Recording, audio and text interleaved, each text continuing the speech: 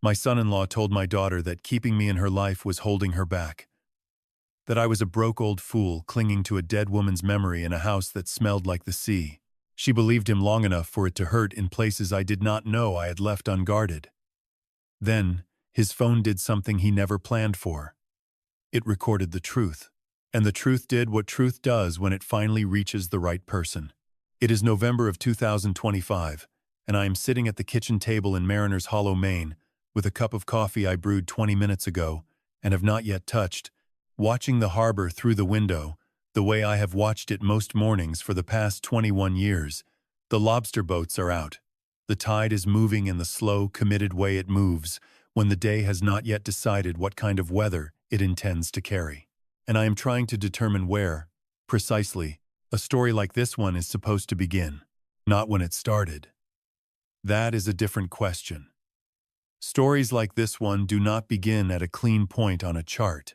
They build across ordinary mornings inside conversations that seem routine while they are happening, accumulating weight so gradually that the day you finally recognize the shape of what has been forming, you understand it has been there for longer than you were willing to admit.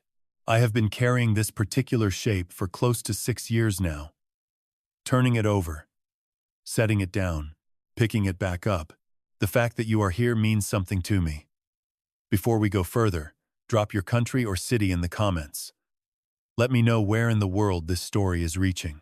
And please note, this narrative includes some elements crafted for illustration and reflection. Any resemblance to specific names or places is coincidental. But the weight of what it carries is worth sitting with. I think the honest place to begin is with a distinction. The distinction between being surprised by something and having it confirmed. This is entirely the second kind of story. There was no moment where the ground opened without warning beneath me. What happened instead was that a thing I had been watching take shape for a very long time finally arrived in a form specific enough to act on.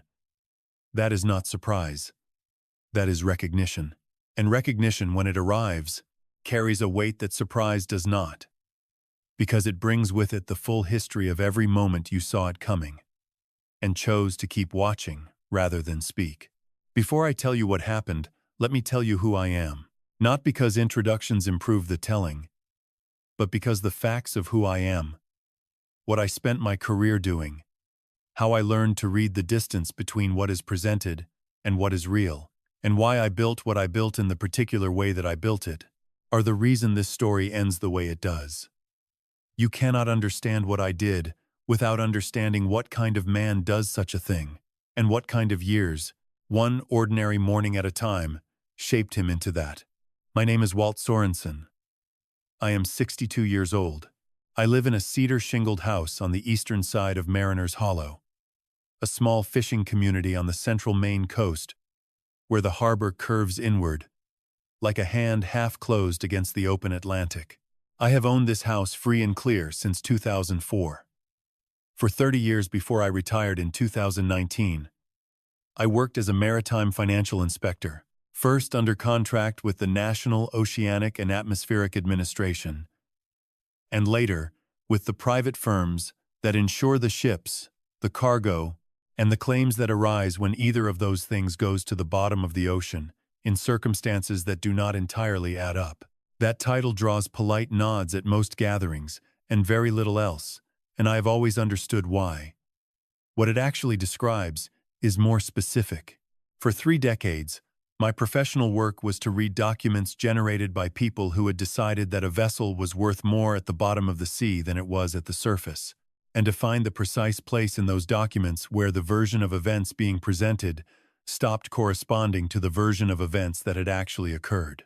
Sinkings that were not accidents. Cargo manifests that described things that were never loaded. Insurance claims structured with the careful precision of someone who understood exactly what the adjuster would need to see and had built the paperwork accordingly. You do that kind of work long enough, it changes the way you hear everything outside the office as well. Not because you become suspicious of people, because you become fluent in the specific language of structure. And structure, once you have learned to hear it, is audible in everything. My first supervising officer, a man named Captain Ed McAllister, who held our division together for 19 years on black coffee and a relentless, unhurried attention to the geometry of things that did not fit, said something to me in the early months of my second year that has never fully let go of my thinking. We had just closed a particularly layered case involving a bulk carrier that had gone down off the Carolina coast under conditions the weather data did not support. He leaned back in his chair with his hands behind his head and looked at me with the steady patience of a man who had decided something was worth saying once and correctly. Every ship that sinks on purpose leaves the same kind of paperwork, Walt. The language looks right. The sequence looks right.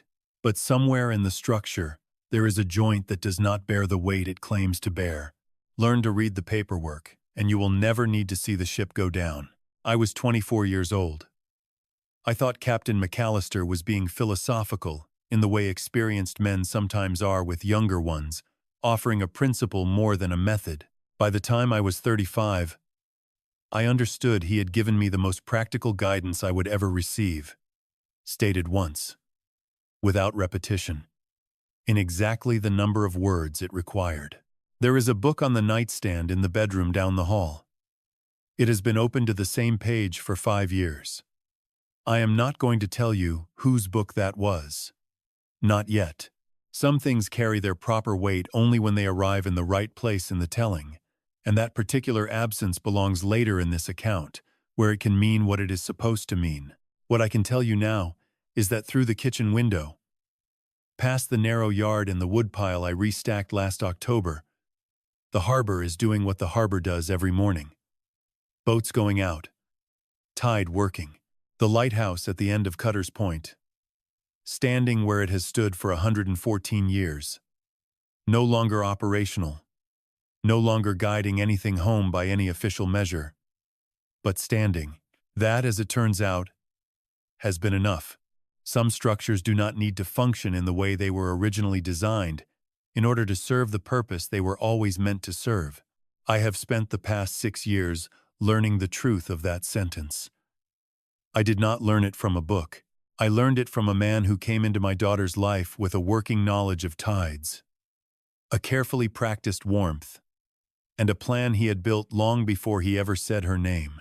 But before I tell you about the man who came into my daughter's life with a sailor's vocabulary and a con man's arithmetic, I need you to understand what I actually owned, because the distance between what a man appears to have and what he actually holds is where this entire story lives.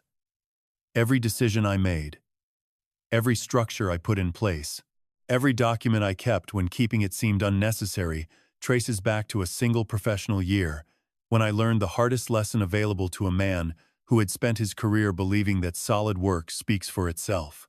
It does not always speak for itself. Sometimes it needs a paper trail. The year was 2000. I was 37 years old.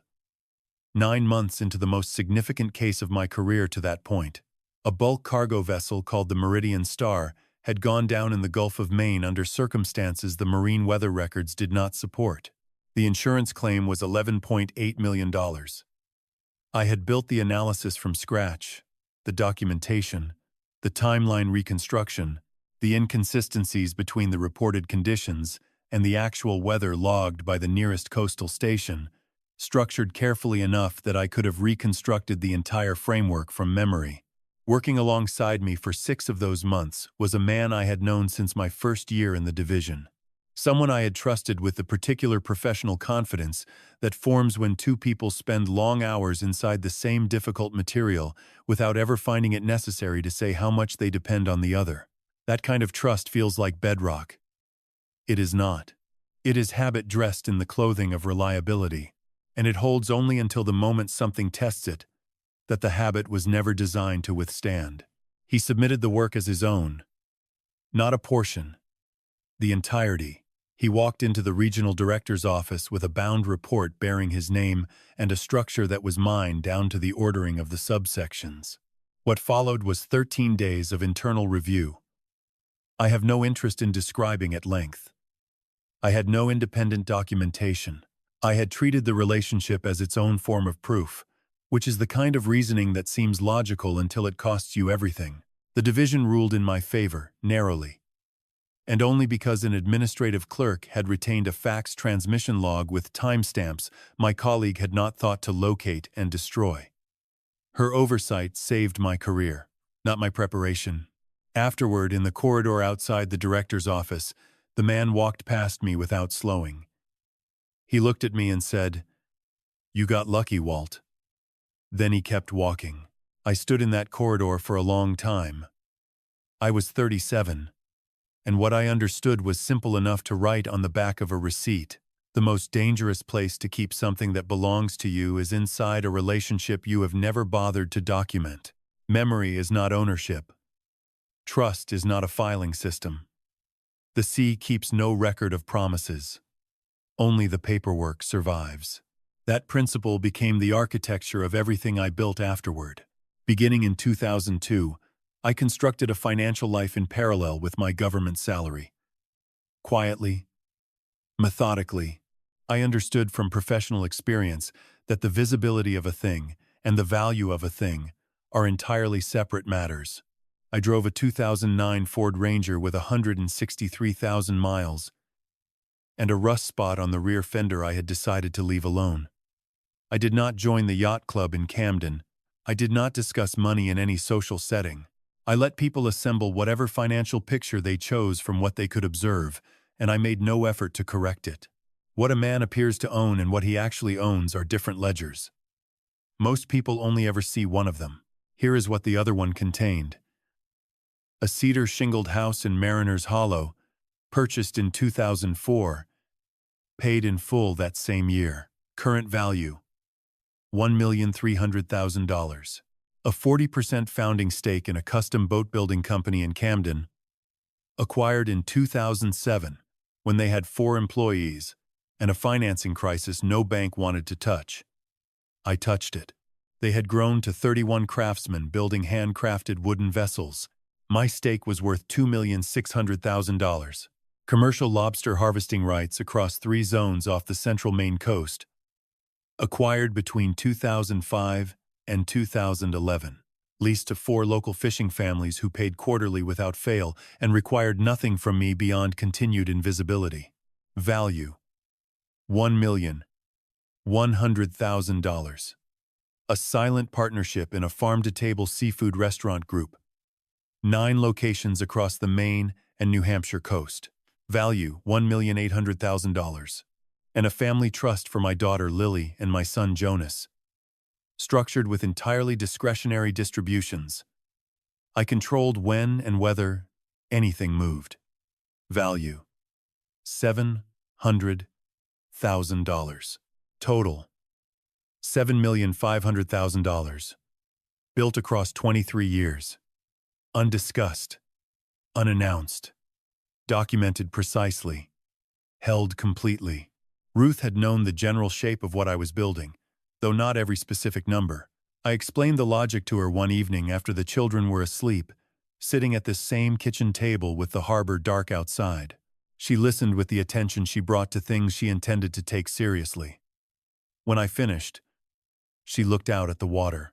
So we live like people who watch the tide instead of trying to own it. That is roughly the idea, I said. She was quiet for a moment. Good. I never liked people who build walls between themselves and the water anyway. She picked up her book and went back to reading. I went back to my notes. That was the complete extent of the conversation. She never raised the subject again. Some agreements do not require renegotiation once they have been made. None of this would have mattered at all if the man my daughter married had been the man she believed he was. But Connor Price had been studying the tides of other people's wealth for considerably longer than I had been watching him. And he had been doing it with a very specific kind of purpose. I just did not understand that yet. Before Connor Price, there was Ruth. And before I can tell you anything that came after, I need to tell you about the morning, 9 months after we buried her. When I finally opened the book, she had been reading the week she died. Ruth Sorensen was not a woman who expressed herself in the way most people expect love to be expressed. She did not use the word carelessly. In 33 years of marriage, I heard her say it with deliberate intention fewer times than most people would consider adequate. which meant I always knew exactly what she meant when she said it. She communicated through attention, through remembering something you had mentioned weeks earlier and acting on it without announcement. Through the 26 years she spent as the community librarian in Mariner's Hollow, knowing every family in that town by what they read and what they needed and what they were too proud to ask for directly. She communicated through the walk. Every Sunday afternoon for 20 years, regardless of weather, Ruth and I walked the path from our back gate, along the bluff, to the lighthouse at the end of Cutter's Point. Not a hike, not exercise. A walk with a specific quality of silence between two people who had said most of what needed saying during the week and were now content to be in each other's company without requiring it to produce conversation. She knew the tides by sight the way she knew the faces of people she had been watching for 3 decades. Not because she cataloged them, because she was paying attention all along. She died on September 14, 2020. The medical term was a cerebrovascular event.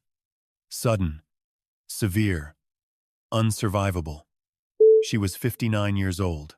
The week before, she had been tired in a way she mentioned once, briefly, and I had accepted at face value. I have thought about that particular failure many times since, and I have not yet arrived at a way to be at peace with it. Perhaps that is how it should remain. Lily was 27 when her mother died. She flew in from Portland the following morning and stayed for 2 weeks without being asked. I watched her move through those 14 days with the specific efficiency of someone who has decided that functioning is the only available option and has committed to it completely. She handled the calls, the arrangements, the meals that arrived from neighbors. She did all of it with a steady, practical care I recognized immediately as her mother's. On the last morning before she drove back to Portland, she stood in the kitchen with her jacket on and her bag by the door. "Call me if you need anything, Dad." Anything at all. I told her I would. She knew I probably would not. She accepted that because she knew me. That too was her mother's quality. The bedroom sat at the end of the hallway, a room Ruth had arranged with the particular care she brought to spaces she considered important. The bed, the reading lamp she had chosen for the specific warmth of its light in the evening hours, and on the nightstand, the book she had been reading the week she died. Open, face down, bookmark visible between the pages. After the service, I closed the door. I did not open it again for 9 months. I told myself it was because the room needed sorting, careful attention I was not yet prepared to give it. The truth was simpler. I was not ready. Some rooms hold still for you when you cannot enter them, and I was not yet able. In June of 21, the plumber I had called about a pipe issue along the north wall told me he needed access to the bedroom. He stood in the hallway with his toolbox and said, "Mr. Sorensen, the main line runs right through that back wall. I need it cleared by Thursday." I told him I would have it ready. It took most of a morning. I worked slowly. I moved her things the way she had kept them, preserving the arrangement as closely as I could manage. The books on the small shelf beside the reading chair went into a box with the spines facing the same direction. She would have noticed if they had not.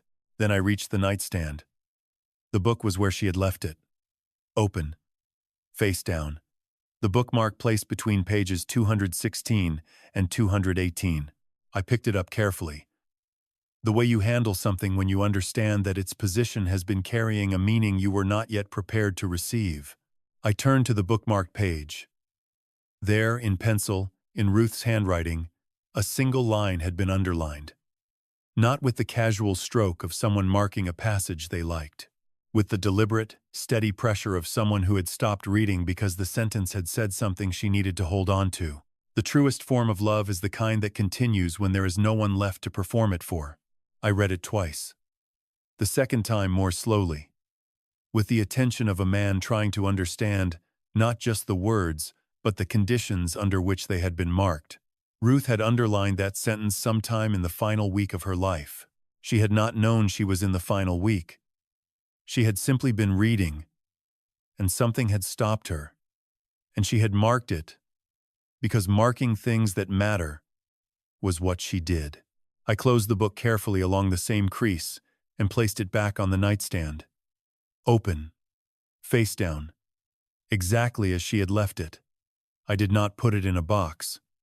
I did not move it to a shelf. It stayed where it was because some things deserve to remain where they were placed until you understand what they are asking of you. Through the bedroom window, the harbor was doing what it always does. And at the end of Cutter's Point, the lighthouse was standing in the June light with the particular stillness of a thing that has outlasted its original function and found a different one. I had walked to that lighthouse every Sunday since Ruth died. Alone. Along the same path. In the same silence. Except that the silence was now a different kind. Not the comfortable quiet of two people who have said what needs saying. The quiet of one person holding the space where another used to be. Ruth had not known about Connor Price. He had not yet entered our lives as a fact. She had underlined that sentence without any knowledge of what was coming, guided only by 33 years of reading carefully and recognizing true things when they appeared on the page in front of her. She was right about what that sentence meant. I just needed 2 more years to understand in exactly which way. 7 months after the morning I found Ruth's bookmark, my daughter called me from a restaurant in downtown Portland to tell me she had met someone. I asked his name. She said Connor. She said it the way people say a name when they have already decided it is going to carry weight in their life, not testing the sound of it but presenting it as a settled fact. I told her that was wonderful, and I meant every word.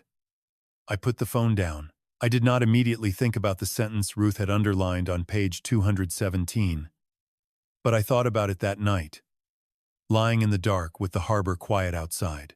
I thought about what Ruth had meant by the kind of love that continues. And I thought about whether the man attached to this new name would be someone who deserved what my daughter was capable of giving, which was considerable, and which, once given, was not something she retrieved easily. He came to the house on a Saturday evening in April of 2022, and within the first 15 minutes I understood that I was sitting across from someone who had done a significant amount of preparation before arriving. He rang the bell at exactly 6:30. Not early. Not late. Calibrated. He was wearing a linen jacket that was well chosen without being noticeable. The kind of garment that communicates ease rather than effort, and he was carrying a bottle of Marlborough Sauvignon Blanc that I recognized immediately as the specific wine Lily had mentioned once during a phone call in December. Not recently, 4 months earlier. The ability to retain what a person mentions in passing and produce it at the correct moment is not a social grace. It is a practice skill. I noted it before he had crossed the threshold. He introduced himself with a handshake that communicated exactly the right degree of firmness. Enough to register, not enough to be read as assertion.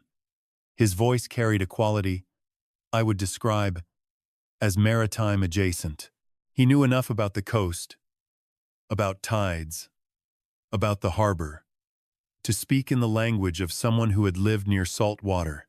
Whether he had actually lived near salt water or had simply studied how people who do talk about it was a question I could not answer from a handshake and a bottle of wine. I filed it. I introduced him to Jonas, my son, who had driven down from Bar Harbor that afternoon. Jonas works as a rescue diver with the Coast Guard Auxiliary, the kind of work that resists casual explanation and rewards direct questions from people who are genuinely interested in how things operate beneath the surface. Within 5 minutes, Connor had found the frequency. He turned to Jonas and said, "Lily told me you do rescue diving. What is the thing most people do not understand about what that actually involves?" It was the only question that unlocks that particular kind of conversation, and Connor had located it on the first attempt. Jonas talked for the better part of 20 minutes about current patterns and cold water protocols and the specific decision-making process that happens at depth when visibility drops to nothing and the variables are changing faster than the surface team can track. Connor listened with what appeared to be genuine engagement. He asked 2 follow-up questions, both of which demonstrated that he had been paying close attention to the structure of what Jonas was describing, not just the content. I did not interrupt. I was watching. With Lily, Connor was easy and warm, the particular ease of a man with someone he has already made comfortable, someone to whom no performance is being directed because the groundwork was completed before the evening began. He touched the back of her chair when he moved past it.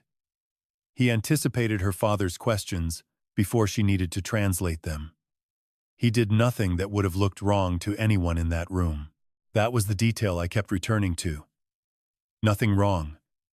Everything performed with a precision that looked exactly like naturalness. The way a well-built forgery looks exactly like the document it is replacing. Not because the forger lacks skill, but because skill is the entire point. The financial questions began before we had finished the first course. I counted them as they arrived, not consciously at first, but in the way certain patterns become visible to someone who has spent 30 years trained to detect the structure beneath the surface of what is being presented. The first came while we were still standing near the kitchen island, before we had moved to the table. He looked around the room with the attentiveness of a man absorbing data rather than appreciating space and said, "Beautiful place. Is this all yours? Or are you still carrying a mortgage on it?" "Paid it off some years back," I said. Accurate. Minimal. Nothing that invited a follow-up. He nodded the way a man nods when a piece of information has confirmed something he expected to find, and moved on. The second question arrived in the gap between courses, carried inside a comment about coastal property values that sounded like casual observation and was not casual at all. I answered every question, the way I had answered questions during 30 years of professional interviews. Enough to satisfy the surface requirement.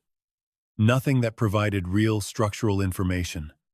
Complete in form, empty in content. I had spent 3 decades perfecting that balance in rooms where the stakes were measured in millions of dollars of fraudulent claims. I had not expected to need it at my own dinner table.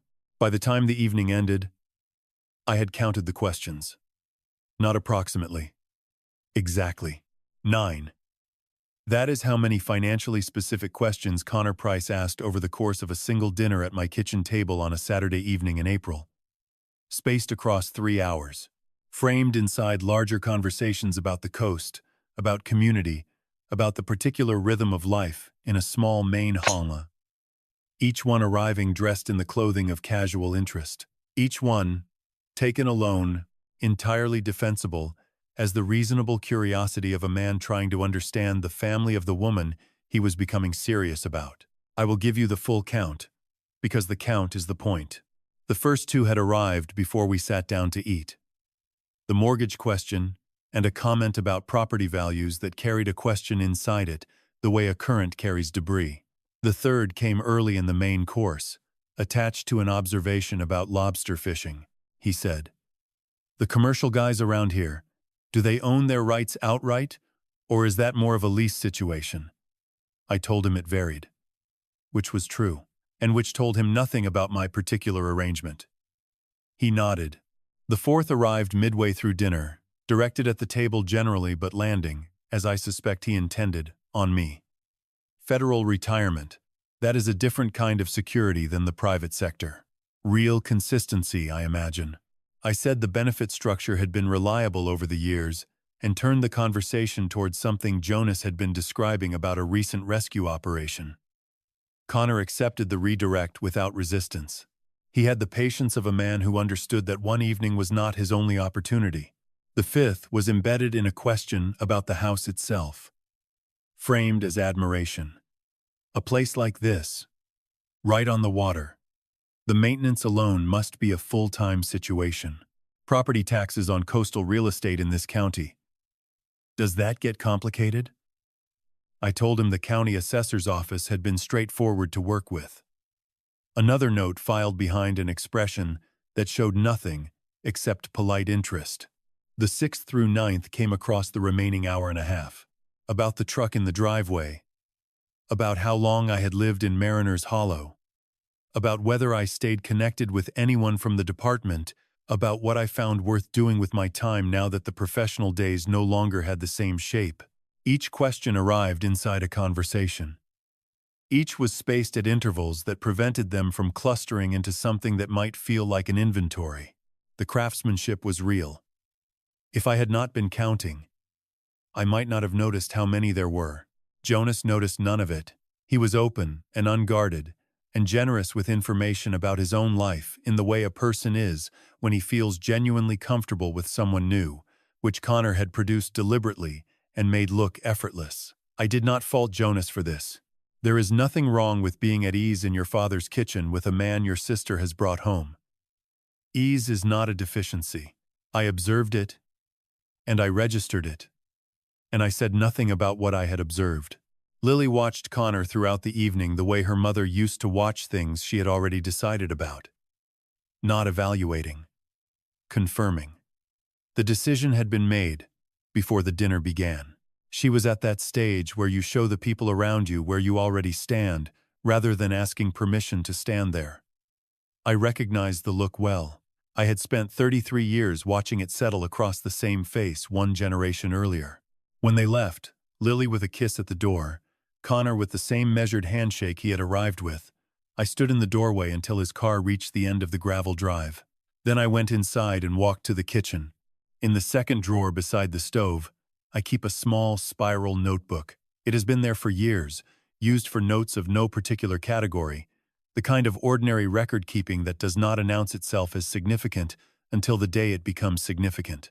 I sat down at the kitchen table and wrote the date at the top of a clean page. Beneath it, I wrote down all 9 questions in the order they had been asked, with the surrounding context preserved. Not just the subject of each question, but the angle of approach, the conversational frame it had been embedded in, and the timing relative to the other 8. I wrote them the way I had been trained to document inspection findings, not what I believed they meant, exactly what they were. When I finished, I read the list from the beginning. 9 questions about property, retirement income, asset management, tax exposure, and financial structure, delivered over the course of a dinner by a man who had been seeing my daughter for approximately 3 months. Framed with care, spaced with discipline, impossible to object to individually, unmistakable, in aggregate. Nobody asks 9 financially specific questions at a first family dinner unless they have already decided what they are looking for beneath the water. I put the notebook back in the drawer. Outside, the fog had come in from the harbor, the way it comes in on April evenings along this coast. Not suddenly, but completely. Thick enough to erase the lighthouse at Cutter's Point from view. I stood at the kitchen window and looked at where the lighthouse should have been, and could not see it. It was still there. The fog had simply made it invisible to anyone who did not already know its position. I had no documentation of intent. I had a list of questions and a professional instinct shaped across 30 years of reading the paperwork that precedes the sinking of things. In 3 decades of maritime inspection, I had learned that moving before you have sufficient documentation does not close a problem. It announces your position and creates 2 problems where there was 1. I was not going to announce my position. Not yet. Not until I could see the full shape of this particular wreck. The 6 months between that first dinner and the wedding were, on the surface, exactly what a father hopes to see when his daughter finds someone she intends to be serious about. Connor came to the house regularly. He remembered things. He knew how I took my coffee by his 3rd visit, and brought it correctly from the kitchen without being asked.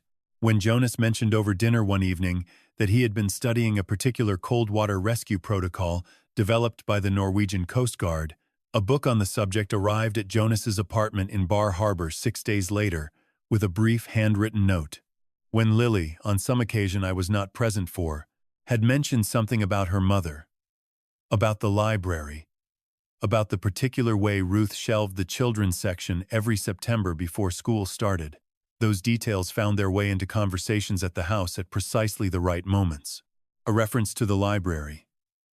An acknowledgement of a date that carried weight. These were not the gestures of a man who cared. They were the outputs of a man who had been listening carefully and understood the strategic value of what he had heard. I noted all of it. I said very little.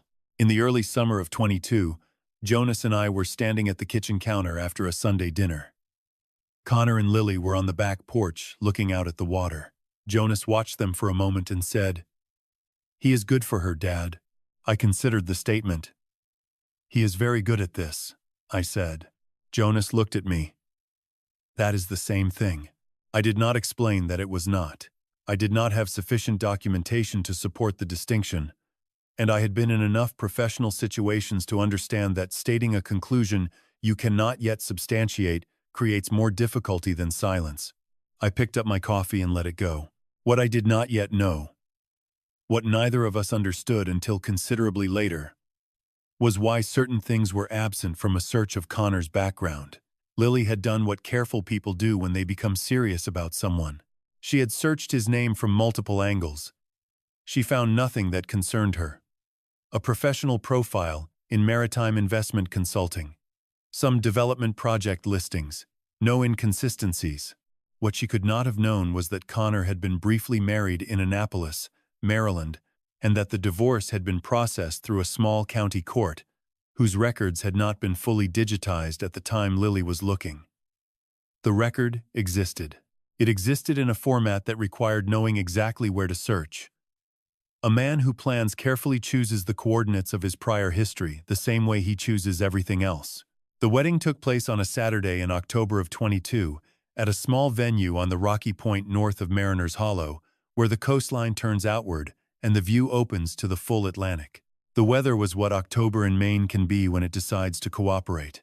The sky enormous and clear, the air carrying that particular cold brightness that feels like the last honest light before winter comes in and stays. Lily wore a dress in ivory, and she was, by any measure available to me, luminous. I watched her walk toward the front of the room, and I thought about her mother. And I thought about the sentence Ruth had underlined on page 217, which I had transferred from the nightstand to my jacket pocket that morning because some days require certain things to be carried close. Connor stood at the front of the room in a dark suit and read his vows with the composure of a man who had found exactly the right words and rehearsed their delivery to the correct degree. He said, "I choose you not because you are what I expected, but because you are what I did not know to look for." The room responded to it, the way rooms respond to the right sentence, delivered at the right moment. I watched his eyes as he said it.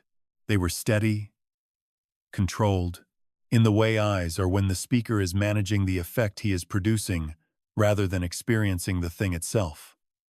I noted it. I let it go. He had 8 guests on his side. Some former colleagues, a cousin from Baltimore, a friend from his time in Annapolis. I counted them because counting is what I do when I want to understand the shape of a situation. What a man's 8 guests tell you about the depth of his roots is a question worth sitting with. At the reception, I watched Connor move through the room. He was attentive to the right people, economical with his time, present in all the ways a groom is supposed to be present. He did all of this well. That was not the concern. The concern was the consistency of it, the unbroken performance from the moment he had walked through my door 6 months earlier, across conditions that varied widely, without a single unguarded moment I had been able to detect. A man who is genuinely who he presents himself to be gets tired sometimes. He lets the surface drop. He forgets to be anything in particular. Connor Price, in 6 months, had not once forgotten. I drove home from the reception in the October dark. The road along the coast was empty. The lighthouse at Cutter's Point was visible for a moment through a gap in the trees, then gone. I thought about the notebook in my kitchen drawer and the 9 questions from April, and I thought about something I had no evidence for and could not yet name, that a man who performs with this precision across this span of time has had occasion to develop it somewhere before. I reached the house. I told myself I was an unreasonable father, reading too much into too little. I almost believed it. Then the following Sunday, the first one after the wedding, the dinner did not happen. No call before, no message during. I waited, then called. I left a voicemail. Lily returned it the following day. Brief, practical, no explanation offered, and no alternative date suggested. I noted it. 4 days later, I called again. Voicemail. 4 days passed before she called back. That is a specific measurement, not an impression. 4 days is what the record showed. The fog that had covered the lighthouse in April had not lifted. It had moved closer. I began the contact log the following week. Not because I had decided something was wrong, because I had spent 30 years understanding that when a pattern is forming, the only way to determine whether it is real or imagined is to record it precisely and let the record speak for itself. The format was simple. I borrowed it directly from the observation protocols I had used in maritime inspections. Date. Method of contact, whether phone, text, or message relayed through Jonas. Response time measured in days. And quality, assessed across 3 categories that had served me reliably in professional settings, where the difference between what a person was saying and what they were communicating was the entire substance of the investigation. Open. Managed. Guarded. Open meant the conversation moved freely. The voice carried no detectable structure imposed on top of the natural rhythm of speech. Managed meant the conversation was complete in form, but controlled in content. Every answer technically sufficient. Nothing left exposed. Nothing that invited a question the speaker had not prepared for. Guarded meant the conversation was being conducted from behind a position. Short. Careful. The verbal equivalent of a door opened only wide enough to confirm someone was home. By the end of October, 3 weeks after the wedding, the log showed 7 entries. 5 were managed. 2 were guarded. None were open. I called Jonas on a Tuesday evening. He said what I had already suspected. Her messages to him had grown shorter, more widely spaced, less specific. He mentioned it the way Jonas mentions things that concern him, lightly, without forcing a conclusion, leaving the interpretation to whoever is listening. She seems fine, he said, just quieter. I told him I had noticed the same thing. We said goodnight. By late November, the pattern had clarified into something the log did not require me to interpret because the data was interpreting itself. The calls I placed were returned later each time. The content of the responses had settled into a consistent register. Things are busy. We are settling in. Connor has a lot going on with work. Complete sentences. Nothing that left a gap. Nothing that invited a follow-up without seeming to press. An inspector hears the structure beneath the words, not just the words themselves. What I was hearing was not evasion, because evasion leaves gaps, and these conversations had none. What I was hearing was management. A managed response has no gaps. It is complete in form and carefully empty in content.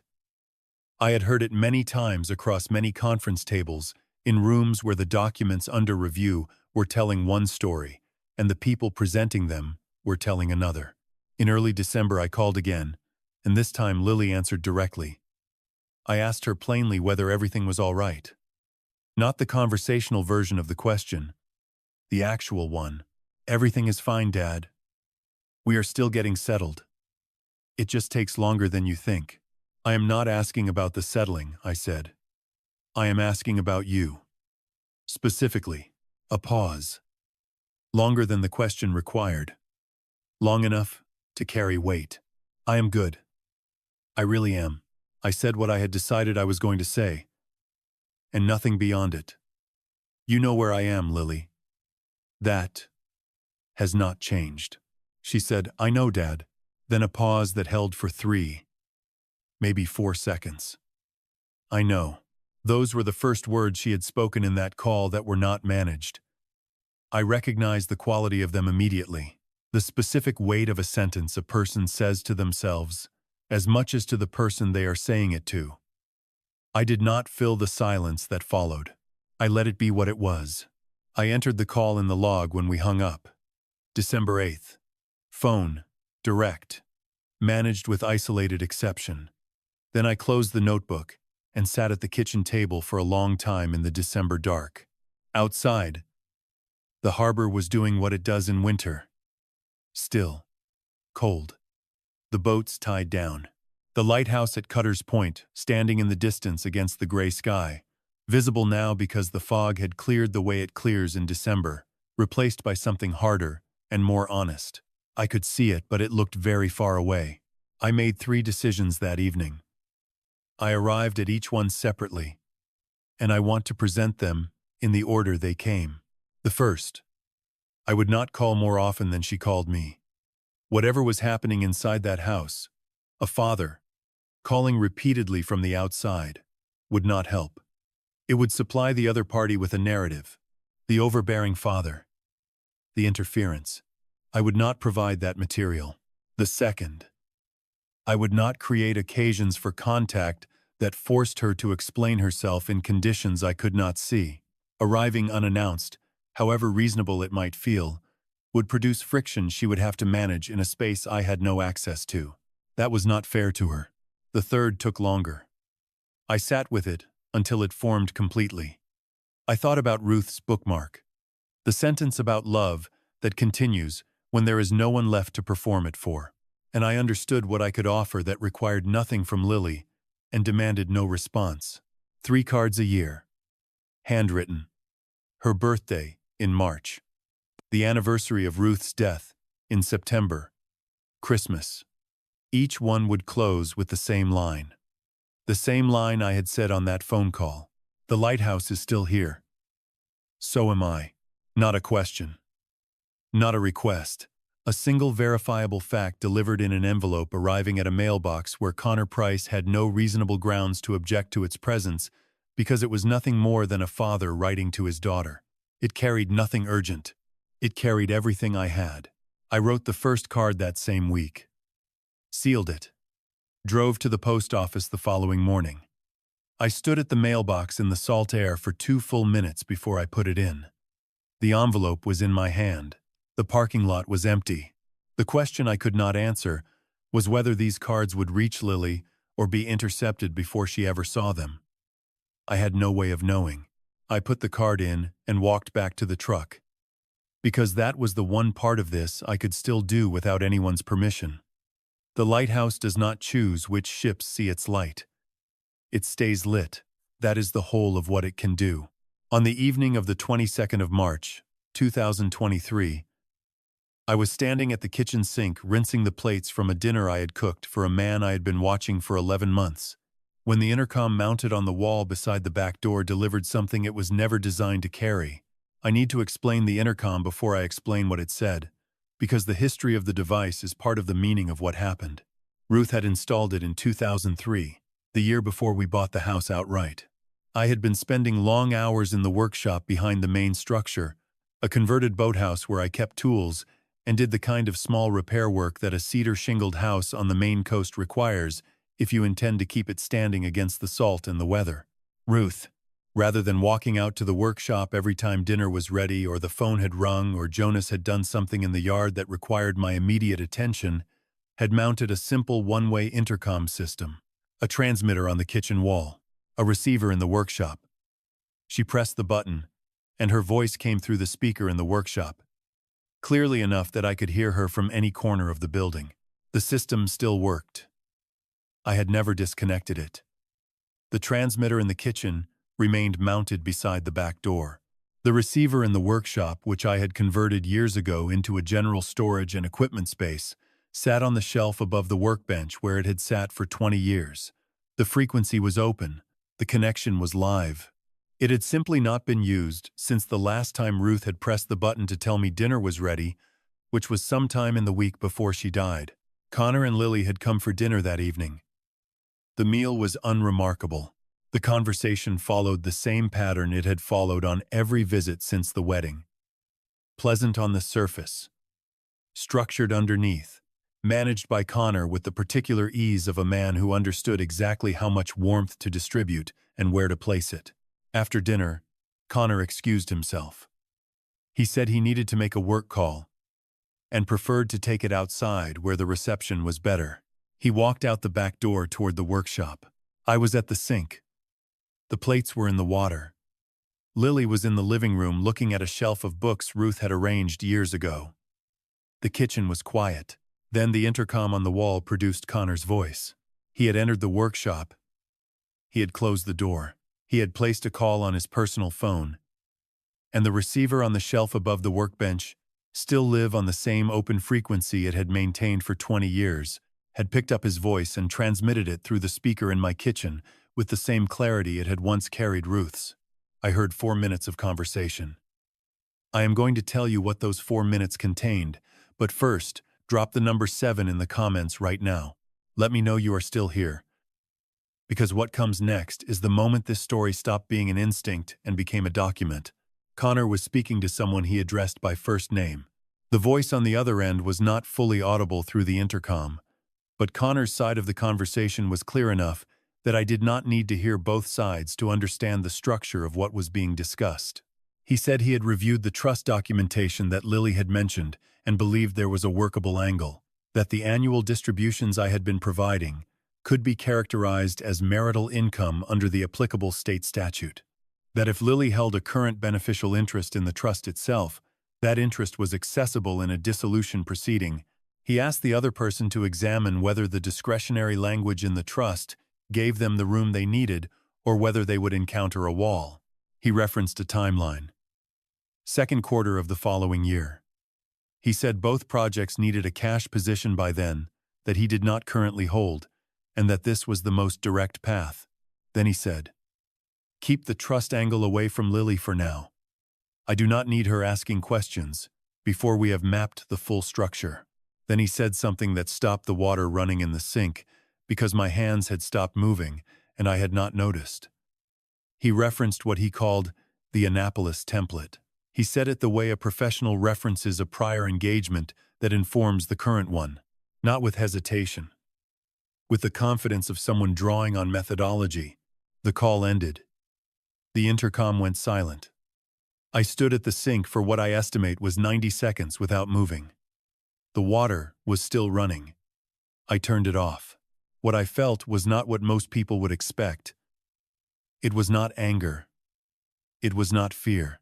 What a man experiences when a suspicion he has carried for 11 months is confirmed in specific, detailed, spoken form is not surprise.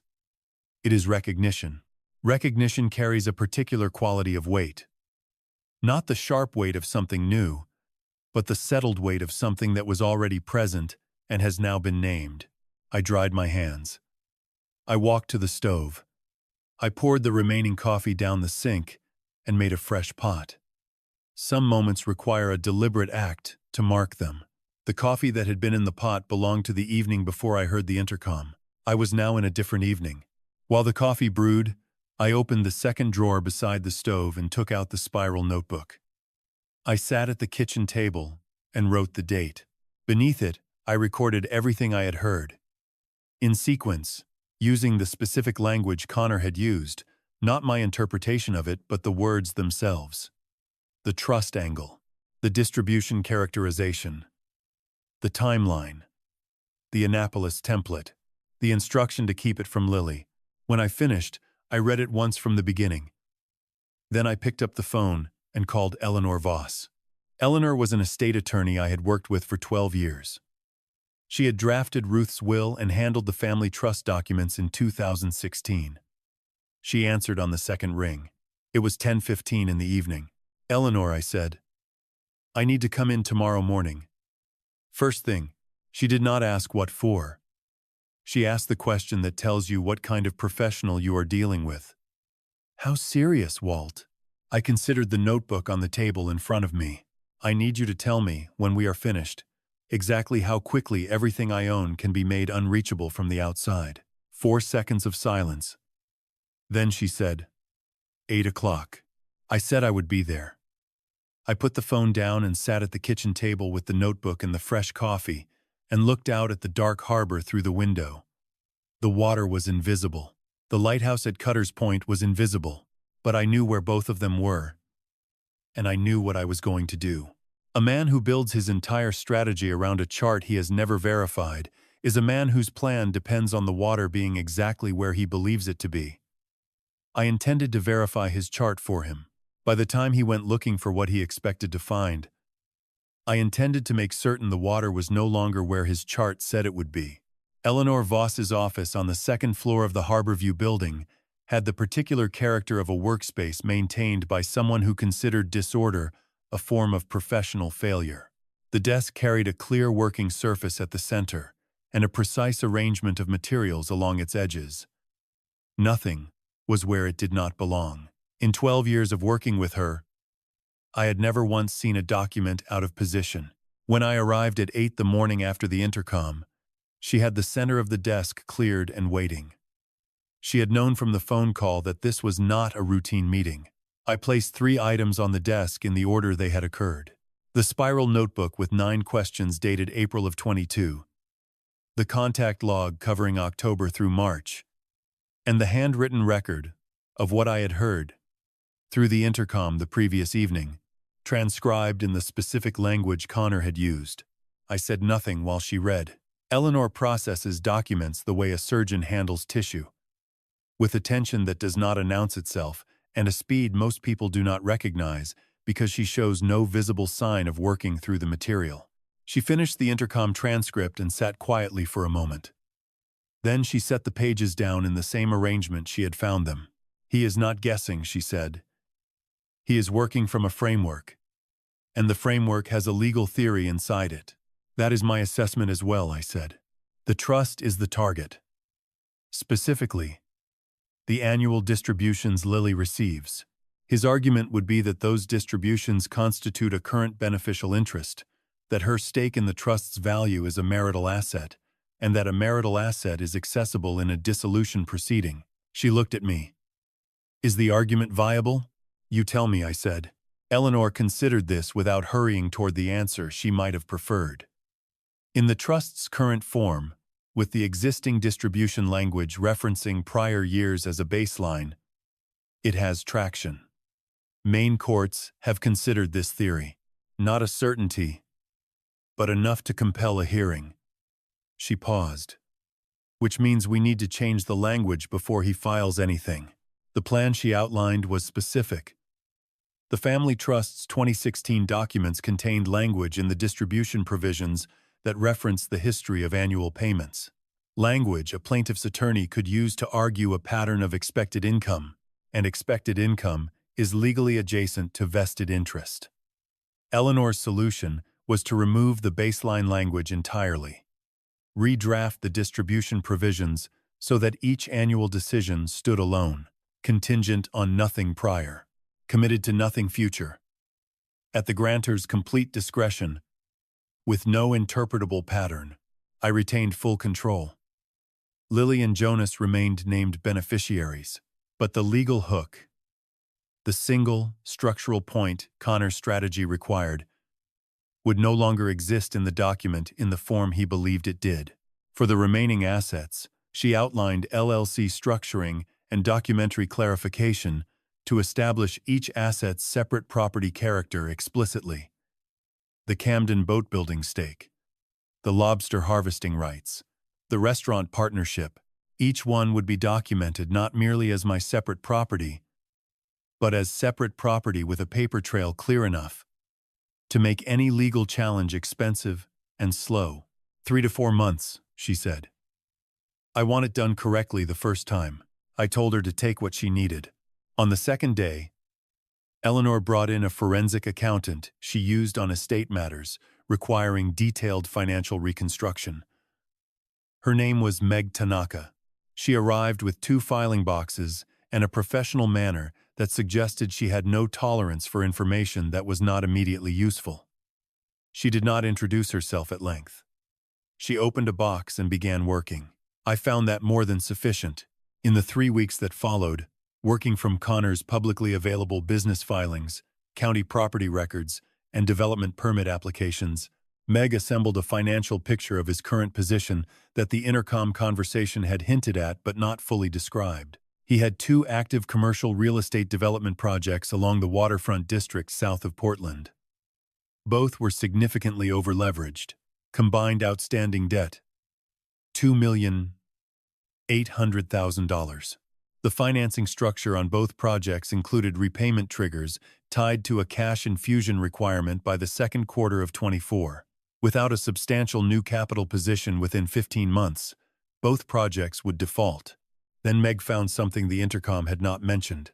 Working through the joint banking records that were accessible through Lily's trust documentation, She identified a series of transfers from Lily's freelance design income into an investment account managed exclusively by Connor. The transfers were structured as contributions to a joint investment vehicle. The account, however, was registered solely in Connor's name. The total across 14 months of marriage was $47,000. He had not only been planning to access the trust, he had already been quietly redirecting Lily's own earnings into an account she did not control. I read Meg's summary at Eleanor's desk. "He did not want my daughter's share of the assets," I said. "He needed them." Meg looked up from the second box. "The timeline is the tell," she said. "This is not a patient strategy. This is a deadline. A man who wants something will wait for the right conditions. A man who needs something in 15 months is already underwater." She was right about that. A plan built around urgency is a plan built on the assumption that everything will proceed as designed. It leaves no margin for the possibility that the structure it depends on has already been changed. By the end of June, Eleanor called me in to sign the finalized documents. We worked through everything methodically. The amended trust language, the LLC registrations for the boat-building stake and the lobster rights, the updated documentation for the restaurant partnership. The process took most of a morning. When the last signature was dry and the pages were ordered, Eleanor straightened the stack and looked across the desk. "Whoever comes at this from the other side," she said, "is not going to find what they are looking for." I picked up my pen and returned it to my jacket. "That, Eleanor," I said, "is the entire point." I drove home from the Harborview building that afternoon with every asset I owned organized behind structures that had no connection to Connor Price and never had. $2,800,000 in debt against a 15-month deadline. A legal theory built around a trust provision that no longer existed in the form he believed it did. $47,000 of my daughter's income sitting in an account she did not know was exclusively his. I thought about what a man discovers when he finally sails to the coordinates his chart promised would hold deep water and finds instead that the water has been somewhere else for a very long time. The chart was not wrong about what had once been there. It was wrong about what remained. There are men who study the sea and men who study the people who study the sea. Ray Tanaka was the second kind.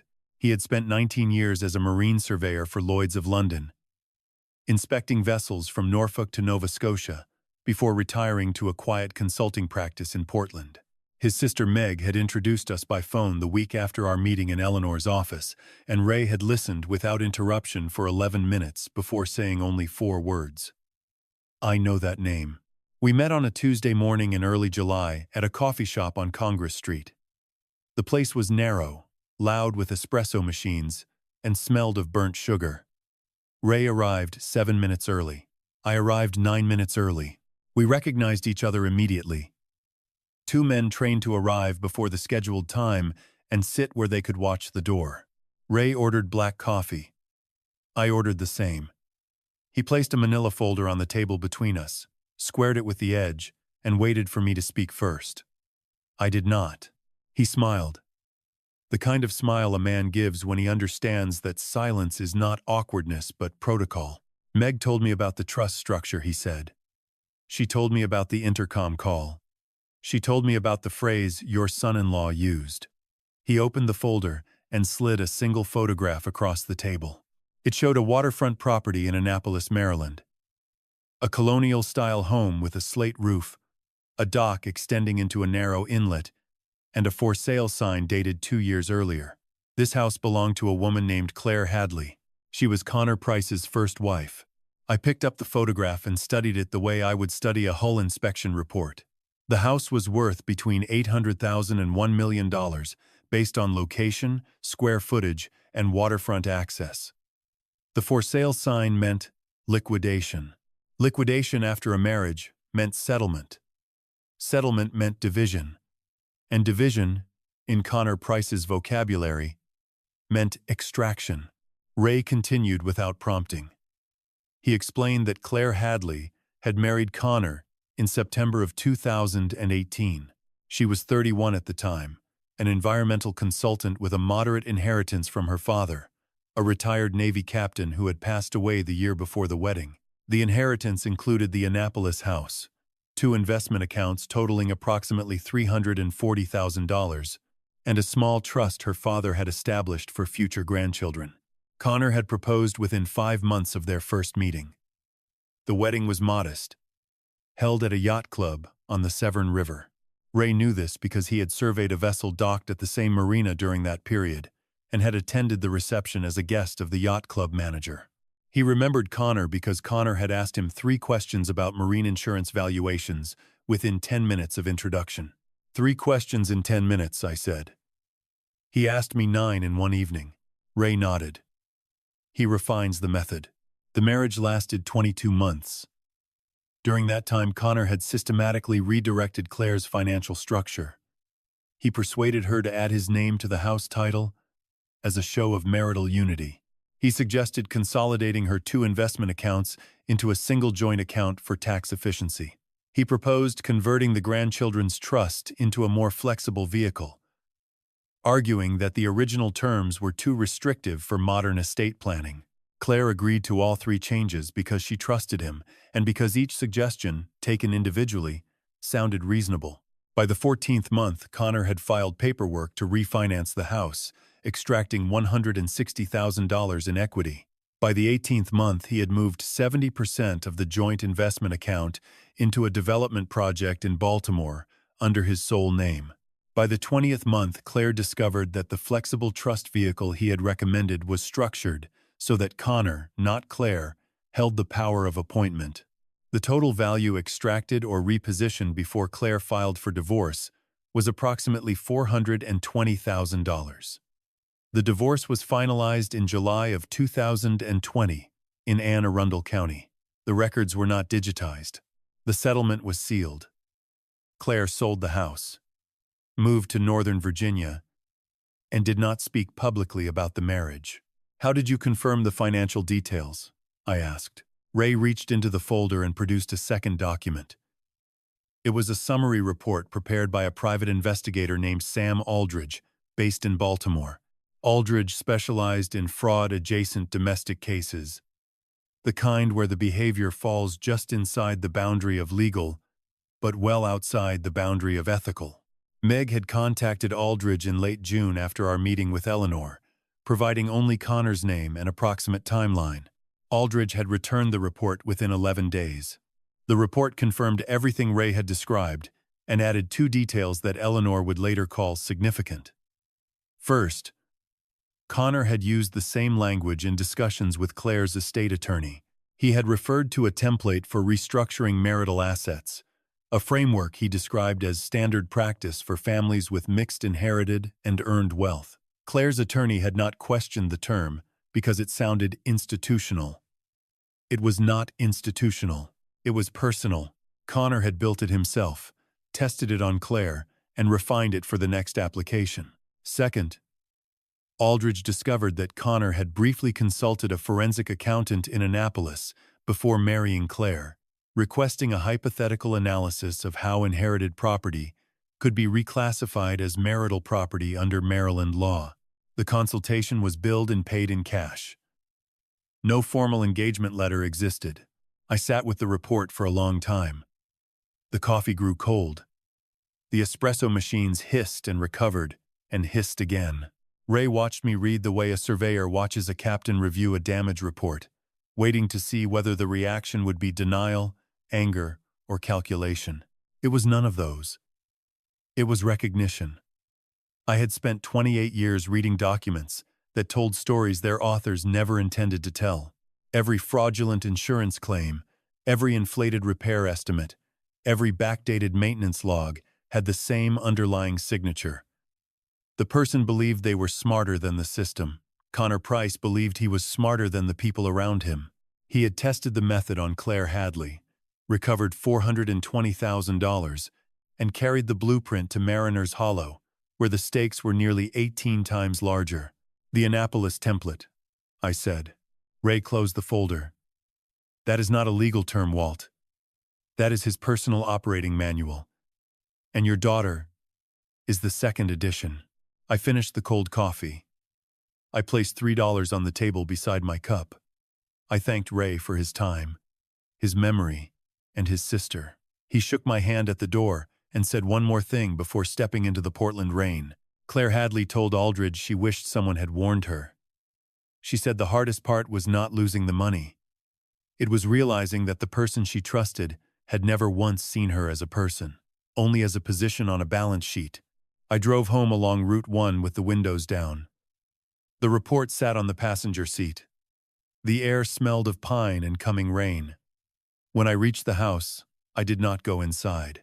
I walked to the workshop, turned on the overhead light, and opened the spiral notebook to a new page. At the top, I wrote the date. Below it, I wrote 2 words, second edition. Then I closed the notebook, turned off the light, and stood in the doorway listening to the sea. The tide was going out. It would come back. It always does. But when it returned, the rocks beneath the surface would be exactly where I had mapped them. There are 2 kinds of silence at sea. The first is the silence before a storm, when the wind drops and the water flattens and every living thing with instinct knows to seek shelter. The second is the silence of a man standing at the helm who sees the reef ahead and chooses not to turn the wheel. Not because he is afraid, not because he is uncertain, but because turning too early will alert the current and push the vessel into deeper trouble. That second silence is the one I carried for 10 months. After the meeting with Ray Tanaka, I drove home with the investigator's report on the passenger seat and 2 clear options arranged in my mind like navigational charts. The first option was to call Lily that evening, read her the facts about Claire Hadley, explain the $420,000, describe the Annapolis template, and trust that the truth would be enough to open her eyes. The second option was to say nothing. Not permanently, not out of cowardice, but strategically, deliberately, with a defined timeline and a set of conditions that would tell me when the silence should end. I chose the second option before I reached the Mariner's Hollow Town line. The reasoning was not emotional. It was structural. I had spent 28 years evaluating claims where the evidence was strong but the timing was wrong. A fraudulent repair invoice means nothing if the vessel has already been scuttled and the owner has relocated. A backdated maintenance log loses its power if the opposing attorney has 3 months to fabricate corroborating documents. Evidence does not exist in isolation. It exists in relation to the moment it is presented. Present it too early, and the target adjusts. Present it too late, and the damage is already done. The window between too early and too late is almost always narrower than people believe. If I called Lily with the Aldridge report, 3 things would happen in sequence. First, she would not believe me. Not because she lacked intelligence, but because Connor had spent 14 months building a version of reality in which her father was a lonely old man clinging to suspicion because he could not accept that his daughter had chosen someone new. Anything I presented would be filtered through that frame. Second, even if a small part of her considered the possibility, she would confront Connor. Connor, having been confronted, would not panic. He would adapt. He would explain the Claire Hadley marriage as a painful chapter he had not yet been ready to share. He would reframe the $420,000 as a mutual financial disagreement that had been resolved privately. He would hold Lily's hands and say something careful and warm and utterly convincing. Third, with the element of surprise destroyed, Connor would accelerate his timeline. He would move against the trust, the accounts, and the property before Eleanor could finish the legal restructuring. The Annapolis template would execute faster than our defense could assemble. I could not allow any of those 3 outcomes. So I wrote a contract. Not a legal document. A personal one. I sat at the kitchen table that evening with the spiral notebook open to the page after second edition, and I wrote 5 lines in block letters. I, Walter Sorensen, agree to the following terms. I will not disclose the contents of the Aldridge report to Lily or to any person outside the legal team for a minimum of 90 days from today's date. At the end of 90 days, I will reassess based on 3 criteria. First, whether Eleanor's restructuring is complete. Second, whether additional evidence has surfaced. Third, whether Lily has independently shown signs of awareness. If none of the three criteria are met, the period extends by an additional 90 days. Maximum extension. 1 cycle. I signed it. I dated it. I closed the notebook. The 90 days passed. Eleanor's restructuring was complete by early September. The trust had been amended to fully discretionary language. The LLCs were registered and documented. The lobster rights, the boatyard stake, and the restaurant partnership were all legally insulated. But no additional evidence had surfaced, and Lily had not shown signs of awareness. She had sent a short text on my birthday in August. It said, "Happy birthday, Dad. Hope you are well." 7 words. Managed. Content empty. I extended the contract by 1 cycle. The second 90 days carried a weight the first period had not. October came with early frost and the smell of wood smoke from the neighbors' chimneys. November brought the anniversary of Ruth's death. And I mailed the card I had promised. The lighthouse is still here. So am I. Lily did not respond. December passed with a Christmas card that arrived 4 days late, signed by both Lily and Connor in handwriting I recognized as Connor's. January was the coldest month in 11 years. The pipes in the workshop froze twice. I repaired them both times alone. Jonas called every Sunday without exception. He never missed. Sometimes the calls lasted 40 minutes. Sometimes they lasted 7. In February, he asked the question I had been expecting since the summer. "Dad, why are you not doing anything?" I was standing at the kitchen window, watching the snow fall on the path to the lighthouse. The intercom unit was still mounted on the wall, its green light steady and faint. "I am doing something," I said. "I am waiting for the tide to finish going out." That is not an answer. It is the only honest one I have. If I act before the water is low enough, the rocks stay hidden.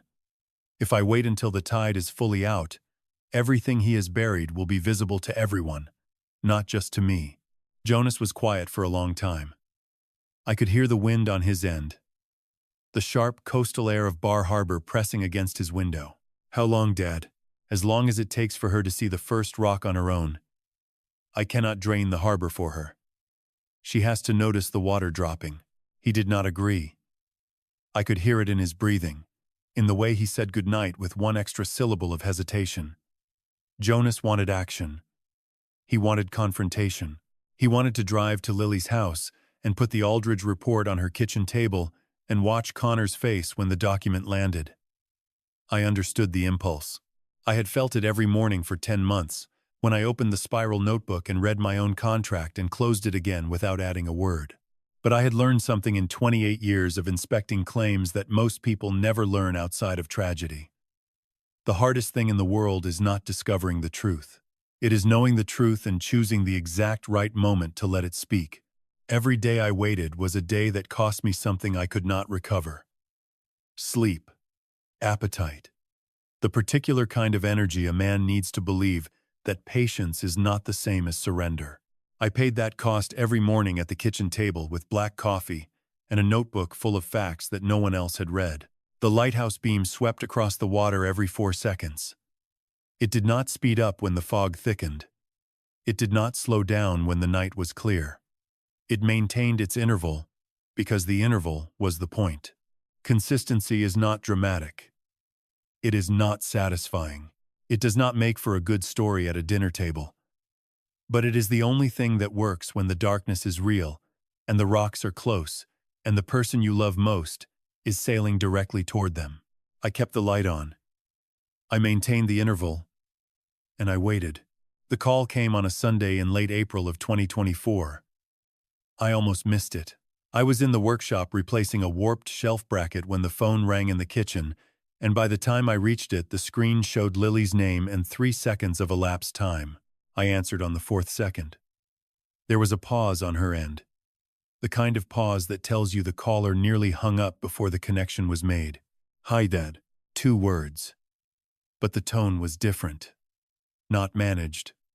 Not guarded. Somewhere between the two. A register I had not heard from her, in almost 18 months. It was the voice of a person standing at a window, looking at something outside that does not match what they have been told is there. "Hi, sweetheart. It is good to hear you. I know. I am sorry I have not called more. You do not need to apologize for that. I know. But I wanted to." We talked for 14 minutes. She asked about the house. I told her I had restained the deck in March and that the cedar was holding well despite the winter salt. She asked about Jonas. I told her he had completed his advanced rescue certification and was now supervising junior divers in Bar Harbor. She laughed when I described how Jonas had accidentally locked himself out of his truck at the marina and had to wait 40 minutes for a locksmith while wearing a full wetsuit. It was a small laugh, brief but real. I had not heard her laugh in 2 years. Then the conversation reached the place I had been waiting for without knowing I was waiting for it. She said she was thinking about visiting in the summer. Maybe July. Maybe just for a weekend. She said Connor had a development project in progress and would probably not come with her. The way she said probably not carried a weight that had nothing to do with scheduling. "That would be wonderful," I said. "The guest room is always ready." "I know, Dad." There was another pause. Longer this time. I could hear something in the background on her end. A television, maybe? Or whined through an open window. When she spoke again, her voice had dropped, half a register. The way a person's voice drops when they are saying something they have rehearsed but are not yet ready to fully commit to. "Dad, have you ever trusted someone completely and then started noticing things that did not add up, but none of them were big enough to be sure about?" I closed my eyes. I was standing in the kitchen with my hand on the counter and the late afternoon light coming through the window above the sink and the intercom unit on the wall with its small green light steady and patient. I wanted to say yes. I wanted to say I have a spiral notebook in the second drawer that contains every answer you need. I wanted to say the name Claire Hadley and watch the silence on her end change shape. But I did not, because the question she had asked was not a request for information. It was the first sound of a rock breaking the surface of receding water. She was not ready for the full tide to go out. She was only ready to notice that the water level had changed. "Yes," I said. "I have." "What did you do?" "I paid attention. I wrote things down. And I gave myself permission to not know the answer yet." She was quiet for a long time. When she spoke, the word landed in the conversation like a stone dropped into still water, sending circles outward in every direction. "Yet," she said, "I like that word. It is a good word. It means the door is still open." "Yeah." Another pause. "Okay, Dad. I will call you about July. I will be here." "I know." She hung up. I placed the phone on the counter and stood in the kitchen for a long time. The light moved across the floor. The intercom light held its green glow. I did not open the notebook. I did not call Eleanor. I did not call Jonas. I stood there and let the conversation exist exactly as it was. Unanalyzed. Unprocessed. Whole. Some things are not evidence. Some things are just a daughter calling her father on a Sunday afternoon because something inside her has shifted and she does not yet have the language for what she is feeling. July came. Lily did not visit. She called on the second Sunday of the month and said the timing was not right, that Connor's project had run into complications and she needed to be available. Her voice was managed again, the register I recognized from the contact log. Whatever window had opened in April had partially closed, but not entirely. She asked about the lighthouse. She asked whether the beam still swept every 4 seconds. I told her it did. "Good," she said. "Some things should stay the same." I mailed the September card on the anniversary of Ruth's death, as I had every year. The lighthouse is still here. So am I. This time I added one line. "Whenever you are ready." October arrived with the sharp clarity that only coastal Maine autumns can produce, when the air is so clean it feels like glass, and the trees along the shore road burn orange and red against a sky that has no patience for ambiguity. I was replacing a window latch in the upstairs hallway when Jonas called with news that reorganized everything I thought I knew about Lily's silence. Dad, he said, I saw Lily last weekend. She drove to Bar Harbor without telling Connor. She stayed 3 hours. She cried for most of the second hour. He paused. She had your cards, Dad. All of them. She keeps them in a drawer in her studio. Under her supplies, where he does not look. She has read every one. I sat down on the hallway floor with the window latch still in my hand. The autumn light came through the glass at a low angle, casting long rectangles across the wooden boards. Jonas continued talking, but I heard only fragments. Lily had asked him about Ruth, about the house, about whether I was healthy, about whether I had mentioned her. She had not asked about the trust or the finances or the legal structure. She had asked only about the things that could not be measured in dollars or documented in a ledger. She asked me one more thing, Jonas said. She asked if you were angry at her. What did you tell her? I told her you have never once said an angry word about her. Not once in 2 years. That is the truth. I know, Dad. She knows it too. I think that is why she was crying. I finished replacing the window latch that afternoon. It took longer than it should have, because my hands were not entirely steady. When the latch was secure, I tested it 3 times. The way I test everything. And then I went downstairs and opened the second drawer beside the stove. I took out the spiral notebook and turned to the page after the self-contract. I had not written in it for months. At the top of the blank page I wrote the date, and below it I wrote one word, yet. The door was still open, and somewhere in a drawer beneath art supplies in a studio where a man never thought to look, my daughter was keeping the light I had sent her. She was not ready to walk toward it, but she had not thrown it away. The phone rang at 11:47 on a Thursday night in the first week of November, 2024. I know the exact time because I was lying awake in the dark, watching the lighthouse beam cross the bedroom ceiling in its 4-second intervals, and the clock on Ruth's nightstand still glowed the pale green numbers she had chosen 20 years ago. When Lily's name appeared on the screen, I did not feel surprise. I felt the particular kind of readiness that comes when you have spent 2 years waiting for a sound and it finally arrives. Dad. Her voice was wrecked. Not managed. Not guarded. Not the careful register she had practiced for 18 months. It was the voice of a woman who had been crying long enough that the crying had burned itself out and left behind something raw and dry and too honest to hide. I am here, Lily. I found it, Dad. I found what he has been doing. She told me the story in fragments. The way a person tells a story when the events are still too close to arrange in sequence. She had been working late in her studio, finishing a design project due Friday morning. She needed a tax document from the previous year, a 1099 form for her freelance income that she believed was filed in the shared office. Connor kept on the second floor of their house. Connor was in Portland for 2 days, meeting with investors on the waterfront development. She went into his office, opened the filing cabinet, and found the document she needed in the third folder from the front. Behind it, she found a second folder. It was unlabeled. Inside were 14 bank statements from an investment account she had never seen, held solely in Connor's name at a brokerage firm in Boston. The statements spanned 14 months. Each one showed a deposit that matched, within a few dollars, the amounts she had invoiced for her freelance design work during the same period. The total across 14 statements was $47,211. He has been taking my income, Dad. Every payment I earned. He set up an automatic transfer from the joint account to his personal account within 48 hours of each deposit. I never noticed because he managed all the monthly statements and told me the joint account was healthy. I believed him. I believed him because I trusted him. I sat on the edge of the bed with my feet on the cold floor and the phone pressed to my ear and the lighthouse beam still crossing the ceiling.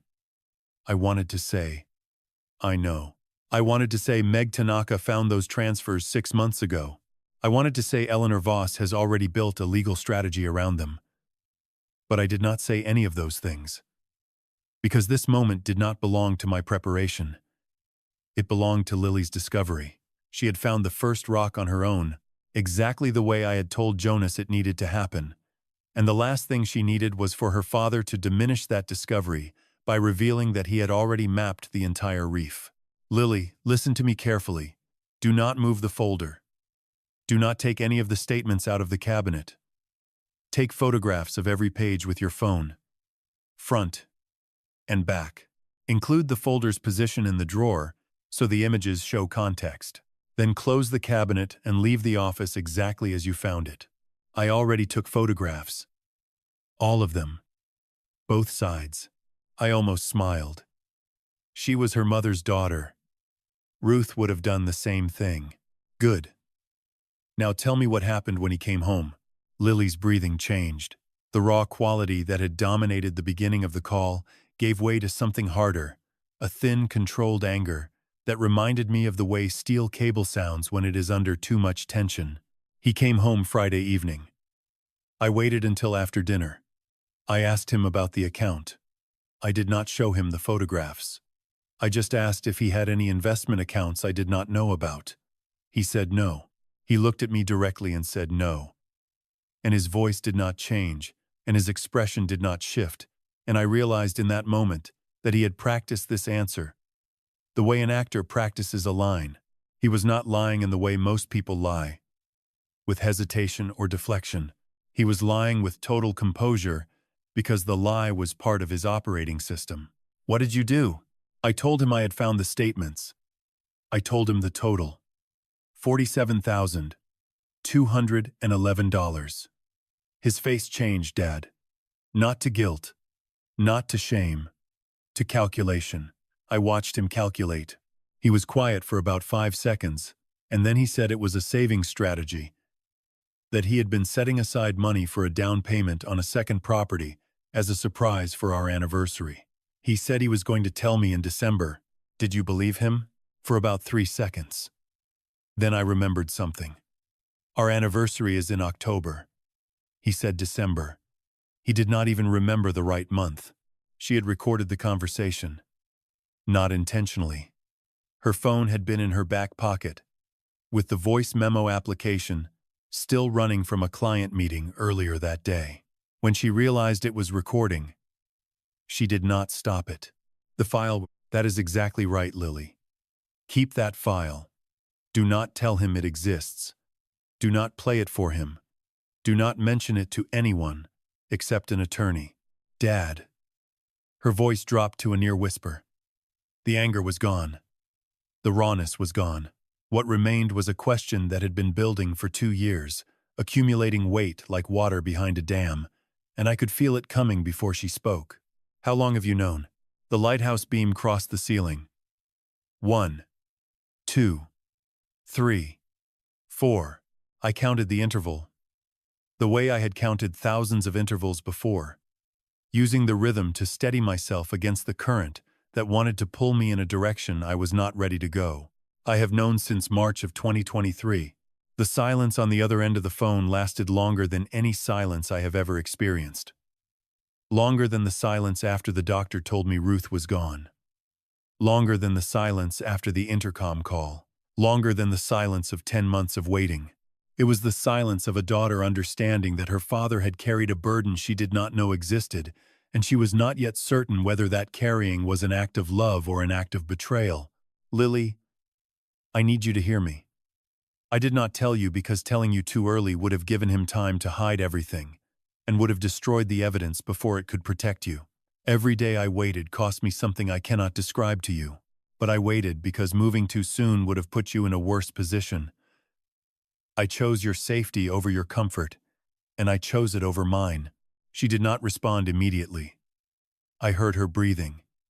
I heard the silence of her house, which was also the silence of a marriage that had just ended in everything but paperwork. I need time, Dad. I know. Take whatever you need.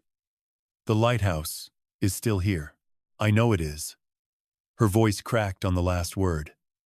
And I heard in that crack something I had not heard in 2 years. Not anger, not forgiveness. Something between the two. Something that did not yet have a name. Then the line went quiet, and I sat in the dark room holding the phone, listening to the beam sweep the ceiling, counting the intervals, and understanding for the first time that patience is not the absence of pain. It is the decision to endure it in measured amounts so that the people you love do not have to endure it all at once. Connor filed for divorce on the 9th of December, 2024. He filed first. That detail matters, and he knew it. In a contested divorce, the party who files first controls the initial narrative. They choose the jurisdiction. They frame the complaint. They set the tempo. Connor had studied this the way he studied everything, with precision and without sentiment. And he executed the filing 5 weeks after Lily confronted him about the $47,000, which meant he had spent those 5 weeks not repairing the marriage, but preparing the battlefield. The filing was clean, professional, almost elegant in its construction. He cited irreconcilable differences.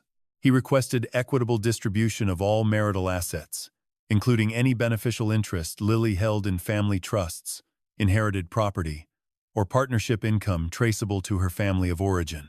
The language was broad. The intent was specific. He wanted the house in Mariner's Hollow. He wanted a share of the Camden boatyard. He wanted access to the family trust. He wanted everything the Annapolis template had been designed to capture. And he wanted the court to believe he was the reasonable party seeking a fair division from a difficult spouse. Lily called me the afternoon the papers arrived. Her voice was different from the midnight call 5 weeks earlier. The rawness was gone. The fragile space between anger and forgiveness had resolved into something I recognized from my own professional life. It was the voice of a person who has stopped being surprised and started being prepared. He filed, "Dad, I expected it, but seeing it on paper still felt like being hit. I know. The paper makes it real in a way the conversation does not." Eleanor said she expected it too. She said the language about beneficial interest in family trusts is almost word for word what he used in the Claire Hadley divorce. She called it a signature. Eleanor had called me 2 hours before Lily did. She had already reviewed the filing. She had already drafted a response. She had already scheduled a call with Meg Tanaka to prepare the financial counter-disclosure, the amended trust, the LLC structures, the documented separate property classifications. Every wall we had built since March of 2023 was already standing and reinforced before Connor's attorney had finished formatting the complaint. "Lily, do you have your own attorney?" "Yes. Her name is Catherine Boyle. She practices in Portland. Eleanor recommended her. I met with her last week." "Last week? Before he filed?" "Yes. I knew it was coming, Dad." After the conversation about the investment account, he stopped pretending. Not obviously. He did not raise his voice or make threats. He just became very quiet and very organized, and I recognized the pattern because you taught me what to look for without ever directly telling me. The 9 questions. The managed behavior. The precise planning. Once I could see the pattern, I could see everything. That sentence landed in my chest with a force I had not anticipated. She had seen the pattern. Not because I had showed her the spiral notebook, or read her the Aldridge report, or explained the Annapolis template in clinical detail. She had seen it because 20 years of living in a house with an inspector for a father had taught her how inspectors see. The training was not explicit. It was atmospheric. It was the way I organized the kitchen drawers, the way I documented every repair in the workshop log, the way I spoke to Ruth about decisions, never rushing, always asking one more question before committing. Lily had absorbed the methodology the way a child absorbs language. Not through instruction, but through immersion. Jonas drove from Bar Harbor the weekend after the filing. He stayed 3 days. He did not stay at the house in Mariner's Hollow. He drove to Lily's place and stayed in the guest bedroom while Connor occupied the master bedroom in a silence so total that Jonas later described it as the loudest quiet I have ever heard. During those 3 days, Jonas did 4 things. He helped Lily organize the financial documents Catherine Boyle had requested. He accompanied her to a second meeting with Catherine to review the counterfiling strategy. He backed up every photograph, voice memo, and email to a secure external drive that he then brought home and placed in my workshop safe. And he cooked dinner every night, standing in his sister's kitchen the way Ruth used to stand in ours, filling the silence with the sound of something nourishing being made. On the second evening, Connor spoke to Jonas for the first and only time during the visit. He found Jonas in the kitchen and said, with the same polished composure he had used at every dinner and every holiday and every carefully managed encounter, "This is between Lily and me. It does not involve her family." Jonas did not look up from the stove. He continued stirring a pot of chowder and replied without adjusting his tone, "Everything involving my sister involves her family. That is how families work. You would know that if you had one." Connor left the kitchen without responding. Jonas told me later that he regretted the last sentence almost immediately, not because it was untrue, but because it revealed more anger than he intended to show. I told him that revealing anger to a man like Connor is not a mistake if the anger is controlled. Uncontrolled anger is a vulnerability. Controlled anger is information.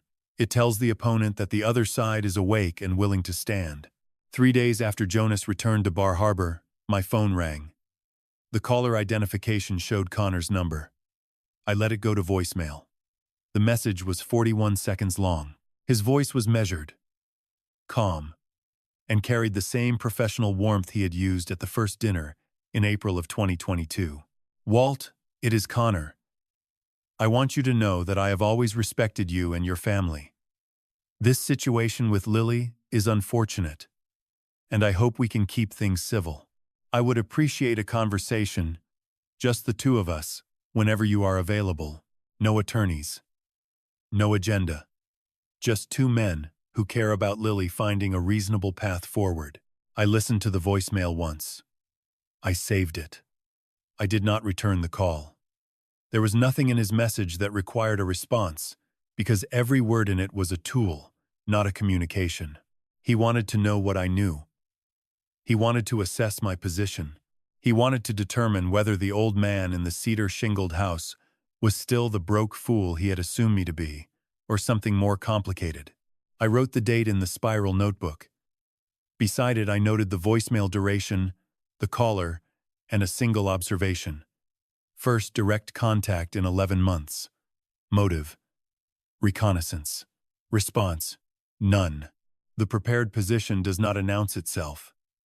It does not send warnings or issue threats or explain its dimensions to the approaching force. It simply exists, fully constructed, quietly waiting, exactly where it was built, long before the other side decided to advance. Eleanor's legal structure was the foundation. Meg's financial documentation was the framework. Catherine Boyle's counterfiling was the door. Lily's photographs and recordings were the lock. And my silence, the silence Connor had mistaken for weakness and age and irrelevance, was the wall he could not see until he was already standing in front of it. The tide was still going out. But the rocks were fully exposed now. Every one of them. Mapped and measured and documented in a ledger Connor Price had never known existed. All that remained was for the court to read what the water had uncovered. Discovery in a divorce proceeding is not unlike the process of inspecting a vessel after a collision. Both sides open their compartments. Both sides present their logs. And both sides hope that what they have hidden in the lower decks will survive the examination. The difference is that in a maritime inspection, I controlled the flashlight. In this proceeding, I was standing in the corridor, watching through a window while other people did the searching. Connor's attorney was a man named Richard Davenport. He practiced in Portland, specialized in high-asset divorces, and had a reputation for aggressive discovery motions. Eleanor described him as competent, thorough, and expensive, which meant Connor had committed significant resources to the legal fight. This did not surprise me. A man who builds his financial life on the extraction of other people's wealth does not hesitate to spend heavily when that structure is threatened. The investment in Davenport was not an expense. It was insurance. The discovery phase began in late January of 2025. Davenport filed broad requests. He wanted 5 years of financial records for Lily, including any interest she held in trusts, partnerships, or family-owned entities. He wanted documentation of all gifts, inheritances, and transfers between Lily and any member of her family of origin. He wanted a full accounting of the family trust established in Lily's name, and he wanted access to my personal financial records as a third party, arguing that my assets were functionally intertwined with Lily's marital estate because of the trust distributions. Catherine Boyle responded methodically. She provided Lily's personal financial records in full, every freelance invoice, every bank statement, every tax return. She withheld nothing that belonged to Lily individually. Then she addressed the trust. The trust, she explained in a 12-page filing, had been amended in March of 2023. The amendment converted all distribution provisions from baseline annual payments to fully discretionary distributions at the sole judgment of the trustee. The trustee was me. There were no guaranteed payments. There were no scheduled distributions.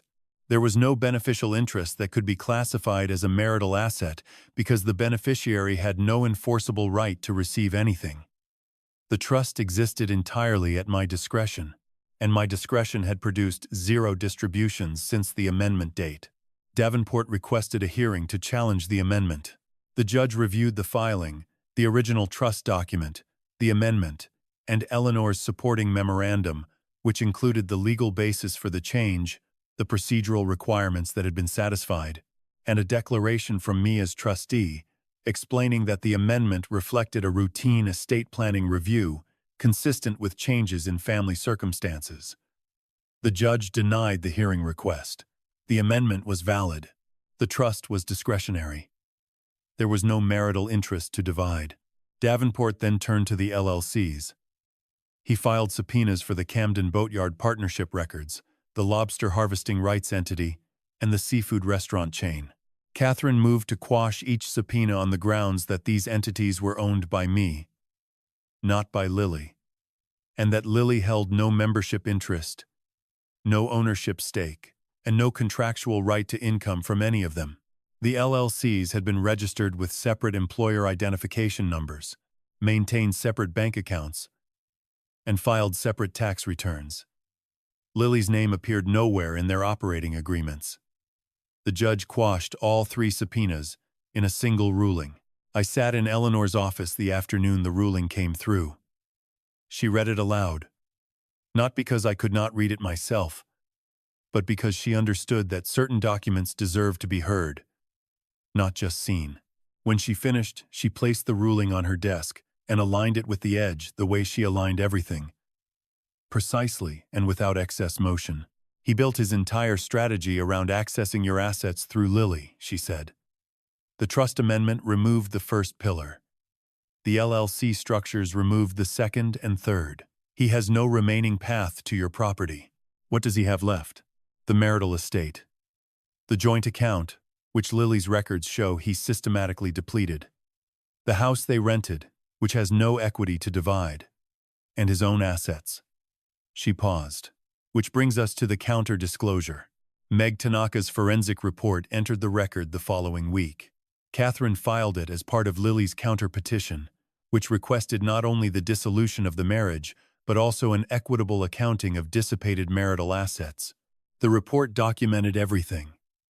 The 2 waterfront development projects in Portland, carrying combined debt of $2,800,000, with a repayment trigger that had already passed.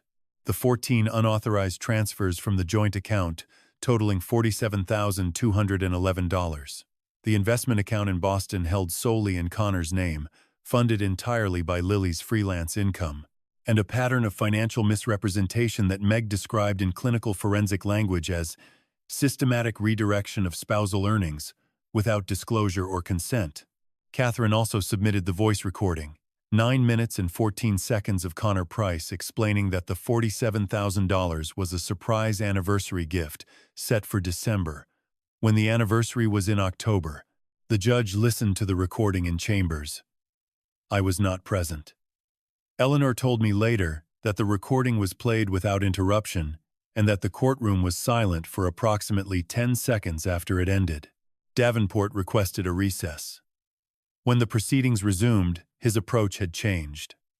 The aggressive discovery motions stopped. The broad subpoenas stopped. The language in his filings shifted from offensive to defensive, from demanding access to Walt Sorensen's assets to protecting Connor Price's remaining position. Eleanor noticed the shift immediately. "He is no longer trying to win," she said. "He is trying to limit the loss."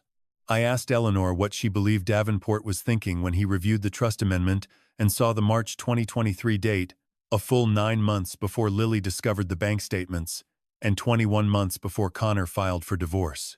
"He understood," she said. "A trust does not get amended to fully discretionary language by accident.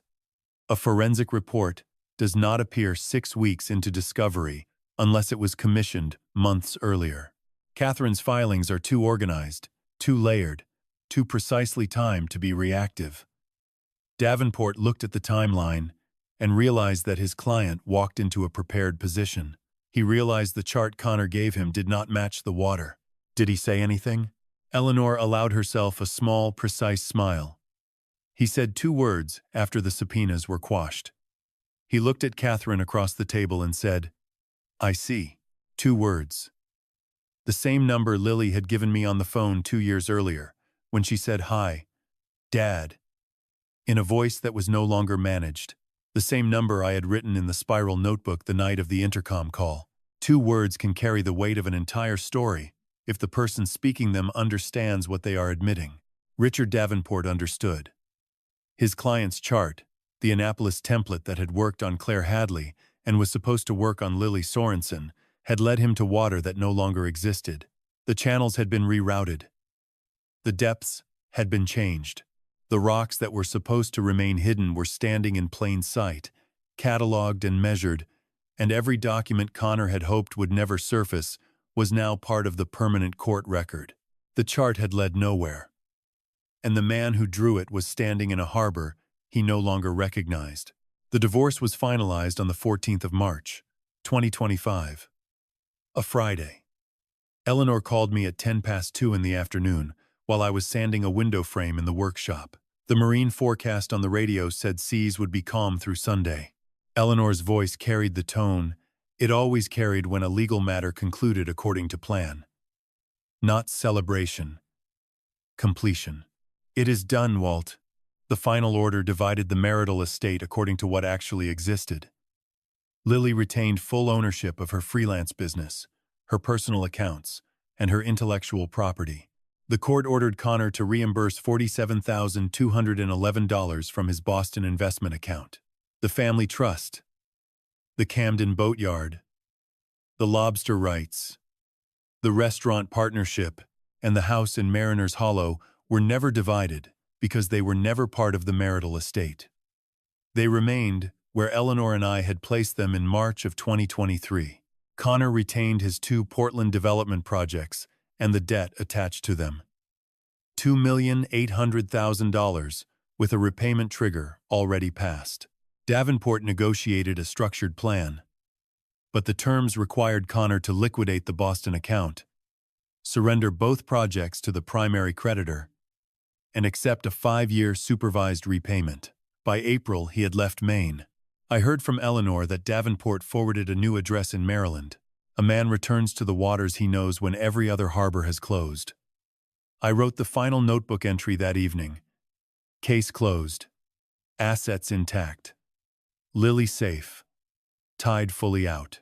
I closed the notebook and placed it in the second drawer beside the stove.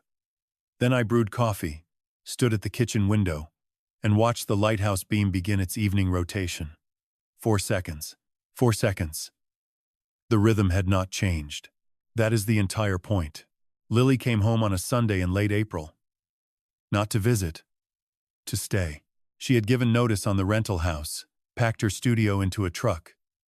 Jonas helped drive from Portland and arrived at 4:30 with the windows down and the salt air coming in the way it always does in spring. I was on the porch. Jonas stepped out first, stretching his arms and looking toward the water. Lily stepped out second. She stood beside the truck, looking at the house, at the cedar shingles, at the window boxes Ruth had planted, and I had maintained, at the front door with its brass knocker I had never polished since Ruth died, because I could not bring myself to remove the patina her hand had left. She walked up the steps. She was holding a small bundle of envelopes secured with a rubber band. 6 handwritten cards. 2 years of, "The lighthouse is still here. So am I." Everyone she had kept in her studio drawer, beneath art supplies, in the only place Connor never looked. "I read them, Dad. Every one. Every time." "I know, sweetheart," Jonas told me. "I should have called. I should have come home. I should have trusted you instead of him." "Lily, you are here now. That is not enough. It is more than enough." She put her arms around me, and I held my daughter on the porch of the house where she was born and where her mother had died. And I felt 2 years of measured patience break apart inside my chest the way ice breaks on the harbor in March. Not all at once, but in long, slow fractures that let the water move again. Jonas stood by the truck with his arms crossed, watching the water. He understood that some moments are not meant to be shared by 3. He waited the way Sorensen men wait, quietly, without filling the silence. When Lily stepped back, she wiped her eyes and looked at the cards still in her hand. "I want to walk to the lighthouse, like we used to, before Mom got sick. The path is the same. We walked together down the gravel path to Cutter's Point. The lighthouse has been automated since 1986. No keeper climbs the stairs, but the beam still turns, 4 seconds, and the rocks below hold the same barnacles and the same tide pools and the same smell of salt and endurance." Lily walked on my left side, which is the side Ruth always walked on. We did not speak for the first 100 yards.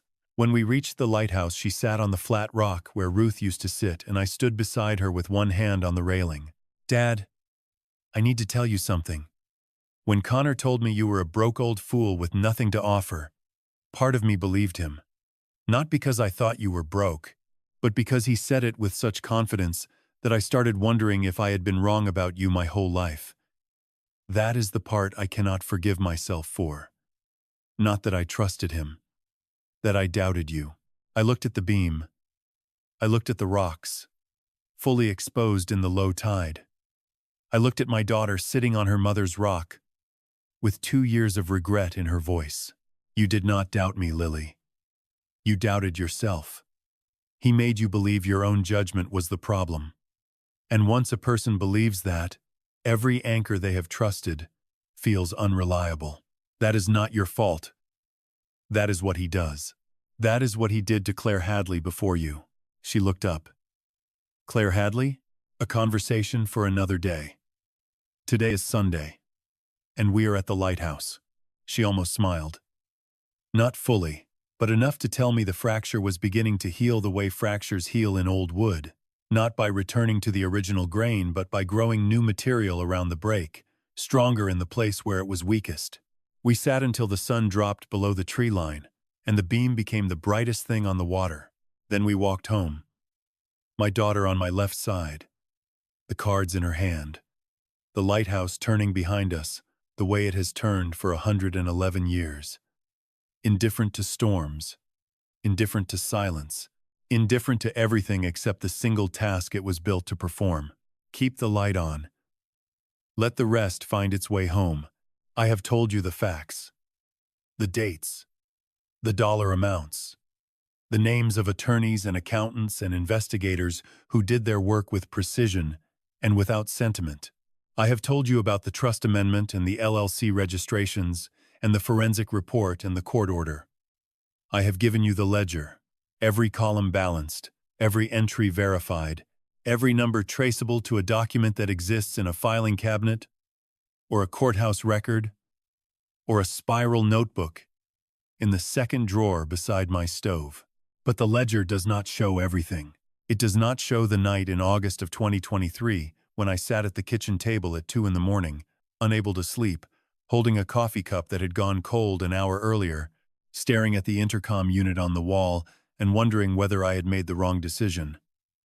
Whether the silence I was maintaining was strategy or cowardice. Whether the patience I had chosen was protecting my daughter or abandoning her. The ledger does not record doubt.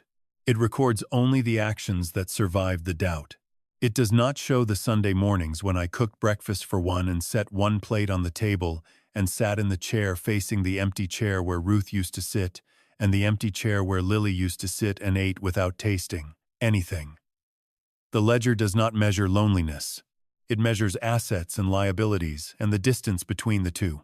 It does not show the evening I found one of Ruth's hairpins behind the bathroom radiator, 14 months after her death, and held it in my palm for 20 minutes before placing it in the small wooden box on her nightstand, where I keep the things that have no financial value and infinite personal worth. A hairpin, a bookmark from page 217, a photograph of Lily at age 4, standing on the flat rock at Cutter's Point, pointing at the lighthouse with both hands. The ledger records that I protected $7.5 million in assets from a man who intended to take them. That is true. But it is not the story. The story is that a father sat in a house full of silence and chose to keep the light on for a daughter who could not see it. And he did this not because he was certain she would return, but because the alternative was darkness, and darkness was something he refused to offer the people he loved. I am 62 years old. I have inspected vessels that crossed oceans and vessels that never left the harbor. I have read documents that told the truth and documents that were built entirely from lies. I have learned that the difference between the two is never in the words themselves. It is in what the words cost the person who wrote them. A lie costs nothing to write. The truth costs everything, because the truth requires you to stand behind it when the wind turns and the water rises, and every comfortable option has been removed. Connor Price wrote lies that cost him nothing and built a life on the assumption that no one would inspect the hull beneath the waterline. He was wrong. Not because I was smarter than him, but because I was willing to be patient longer than he was willing to be careful. Patience is not a talent. It is a decision made every morning before the coffee is ready, renewed every evening after the light has crossed the ceiling for the 1,000th time. It is the most ordinary form of courage I know. There is a verse I have carried since I was young. The Lord is my rock, my fortress, and my deliverer. I did not build the rock. I did not design the fortress. I was given the steadiness to stand on what was already there, and to trust that the foundation would hold even when I could not see it beneath the water. There is another passage Ruth read to me the year before she died, sitting in the chair by the window with the afternoon light in her hair. Be still, and know that I am God. I did not understand it then. I thought stillness was the absence of action. I understand now that stillness is the presence of faith held in a body that wants desperately to move. And there is a third, one I did not find in any book, but in the quiet repetition of my own life. Love is patient. I had heard that phrase 1,000 times before it became something I lived rather than something I recited. Love is patient. Not because patience is easy, because love makes the cost of patience bearable. Every sleepless night, every unanswered card, every Sunday morning with empty chairs was a cost I could bear, because the reason for bearing it was not abstract. It was a woman named Lily who once stood on a rock at age 4 and pointed at a lighthouse with both hands and believed that her father had hung the light there just for her. If you are listening to this and you are in the middle of your own silence, your own waiting, your own season of holding a light that no one seems to see, I want to tell you something that the ledger will never record, and that no attorney or accountant or investigator can verify. It is worth it. The waiting is worth it. The patience is worth it. The unanswered cards and the empty chairs and the cold coffee at 2 in the morning are worth it. Not because the outcome is guaranteed. I did not know Lily would come home. I did not know the court would rule in our favor. I did not know that Connor's chart would fail. I knew only that I had a choice between keeping the light on and turning it off, and I chose to keep it on because that is what lighthouses do. They do not choose who sees the beam. They do not decide which vessels deserve safe passage. They shine because shining is the task they were built for, and the task does not change with the weather. Lily is home. Jonas visits every other weekend. The workshop is full of projects.